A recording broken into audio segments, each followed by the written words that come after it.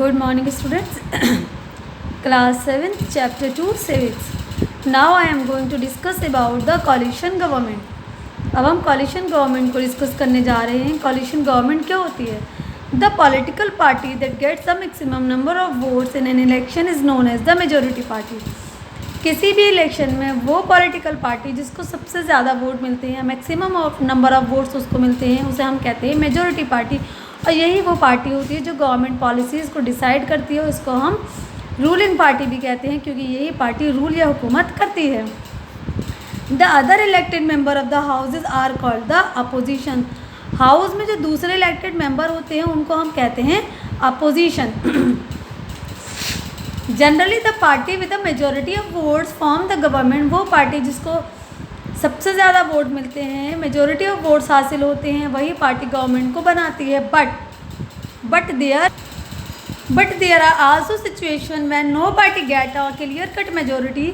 लेकिन कभी कभी ऐसी सिचुएशन पैदा हो जाती है जब किसी भी सिंगल पार्टी को क्लियर मेजॉरिटी हासिल नहीं होती, क्लियर वोट यानी कि मेजॉरिटी ऑफ वोट हासिल नहीं होती किसी सिंगल पार्टी को. तो इस तरह की सिचुएशन में government form by alliance of two और मोर पॉलिटिकल पार्टी. तो गवर्नमेंट किस तरह बनाई जाती है? दो या दो से ज़्यादा पार्टीज़ की मिलाप से, यानी कि दो या दो से ज़्यादा पार्टी एक दूसरे को अपना समर्थन देती हैं, वो एक दूसरे के साथ गठबंधन करती हैं और इस तरह से गवर्नमेंट बनाती है. और इस तरह से बनी हुई गवर्नमेंट को हम कहते हैं कोलिशन गवर्नमेंट, मिलीजुली सरकार या गठबंधन की सरकार. In a coalition government decision regarding the state और the country can not be taken by any individual party. Coalition government में या मिलीजुली सरकार या गठबंधन सरकार में स्टेट या कंट्री से रिलेटेड कोई भी जो डिसीजन होता है वो कोई सिंगल या इंडिविजुअल पार्टी नहीं ले सकती, बल्कि तमाम पार्टीज जिन्होंने मिलकर सरकार बनाई है उनका ये एक कंबाइंड डिसीजन होता है. सारी पार्टीज मिलकर डिसीजन लेती हैं. All the parties of the coalition have to be consulted before arriving at a decision. तो किसी भी डिसीजन को लेने से पहले तमाम पार्टीज एक दूसरे के साथ डिस्कस करती हैं, उसके बाद किसी नतीजे या डिसीजन पर पहुंचती हैं, डिसीजन लिया जाता है. This create a difficult situation as all opinion have to be taken into consideration.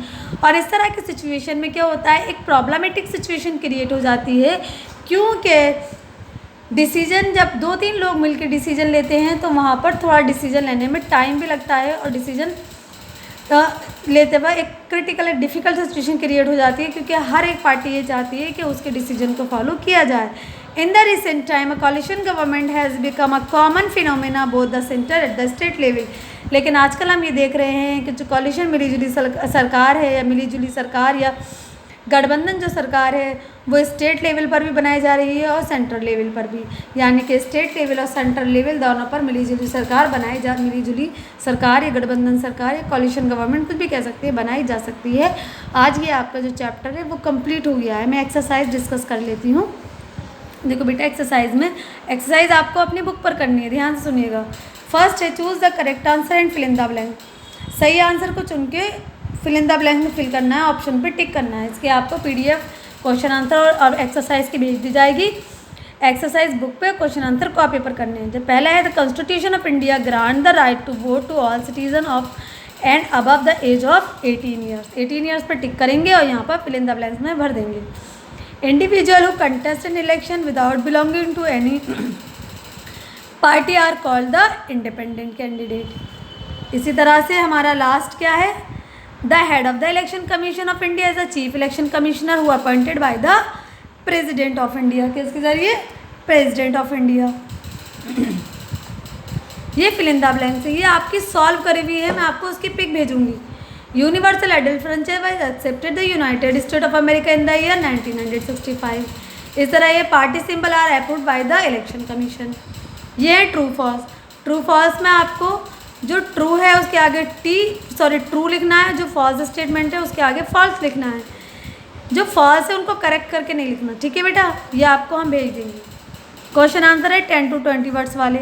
List any two social groups who were denied voting rights initially in the most democratic countries. वो दो social group बताइए जिनको vote डालने के अधिकार से महरूम रखा गया बहुत सारी कंट्रीज़ में. What is the role of opposition party.